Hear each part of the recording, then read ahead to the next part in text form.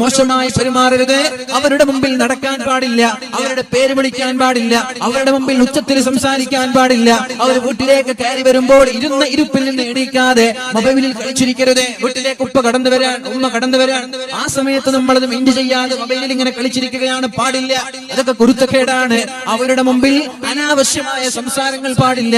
അവരോട് ദേഷ്യപ്പെടുന്ന രീതിയിൽ സംസാരിക്കുകയോ തുറച്ചു നോക്കുകയോ ഉറപ്പിക്കുന്ന രീതിയിലുള്ള ഒരു വാക്ക് പറയുകയോ ചെയ്യരുത്. മാതാപിതാക്കളോട് അപമര്യാദയായി പെരുമാറുന്നത് വൻദോഷമാണ്. അള്ളാഹു ദുനിയാവിൽ തന്നെ ശിക്ഷ നൽകുന്ന 2 പാപങ്ങളുണ്ട്. നമ്മളൊക്കെ തെറ്റ് ചെയ്താൽ അള്ളാഹു ആഖിറത്തിലേക്ക് എടുത്തു വെക്കുക ചെയ്യാം. പക്ഷെ ദുനിയാവിൽ തന്നെ അള്ളാഹു ശിക്ഷ നൽകുന്ന 2 പാപങ്ങളുണ്ട്. അത് ഏതൊക്കെയാണ്? ഒന്ന് കുടുംബ ബന്ധമാണ്. മാതാപിതാക്കളുമായിട്ടുള്ള ആ ഒരു ബന്ധം സ്ഥാപിക്കാതെ മാതാപിതാക്കളോട് അപമര്യാദയായി പെരുമാറുന്ന ആളുകൾക്ക് അള്ളാഹു ദുനിയാവിൽ വെച്ച് തന്നെ ശിക്ഷ നൽകുമെന്നാണ്. എന്നാൽ ആഖിറത്തിൽ രക്ഷപ്പെടുവോ? അവിടെ